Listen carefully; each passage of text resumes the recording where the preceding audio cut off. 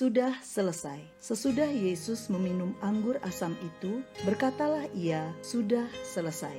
Lalu menundukkan kepalanya dan menyerahkan nyawanya. Yohanes 19 ayat 30. Sahabat Iktus, ketika James Hudson Taylor masih berumur 15 tahun, ia membaca buklet kecil yang berjudul Karya Kristus yang Sudah Selesai. Saat membaca buklet ini, ia menyadari bahwa segala yang ia butuhkan untuk diselamatkan telah diselesaikan oleh Yesus di kayu salib. Hudson Taylor berlutut dan percaya kepada Yesus. Kemudian ia memberi diri sepenuhnya kepada Tuhan dengan menjadi pembawa kabar baik ke negeri Tiongkok. Apa arti ungkapan sudah selesai yang sedemikian mengubahkan kehidupan seseorang? Perkataan ke-6 ketika Yesus disalibkan adalah sudah selesai atau sudah genap. Dalam bahasa Yunani disebut tetelestai, yang berarti sudah lengkap atau sudah selesai. Ada 4 makna rohani yang terkandung di dalam perkataan ke-6 ini, yakni yang pertama, semua nubuat tentang Tuhan Yesus sudah genap dalam diri Tuhan Yesus. Dalam Alkitab lebih kurang ada 10 nubuatan tentang Tuhan Yesus. Ia dijual oleh kawan-kawannya sendiri. Dia akan dijual dengan 30 keping perak. Gembala harus dibunuh dan domba-dombanya akan bercerai-berai. Mesias difitnah oleh saksi-saksi dusta. Orang-orang akan mencambuk, melukai serta meludahi mukanya. Dia akan dihukum bersama para perampok. Tangan dan kakinya akan ditusuk. Pakaiannya akan direbut dan dibagi-bagi di antara orang-orang yang menyalibkan dia.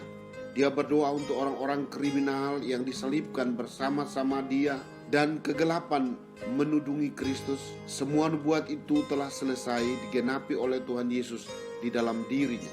Yang kedua, kuasa iblis telah dilucuti dan dikalahkan.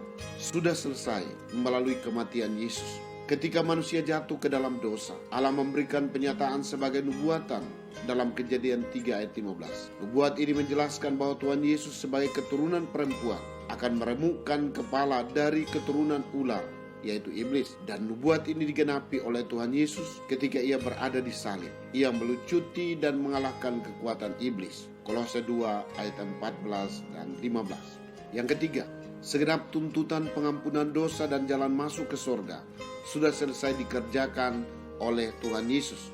Sejak kejatuhan manusia ke dalam dosa, manusia berada di bawah hukuman dosa. Itulah kematian, Roma 6 ayat 23. Tetapi melalui kematian Kristus, kita beroleh penebusan, yaitu pengampunan dosa, Efesus 1 ayat 7.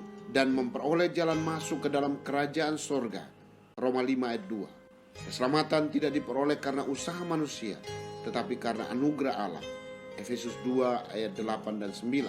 Yang keempat, tugas yang diberikan oleh Bapa di sorga sudah selesai dikerjakan.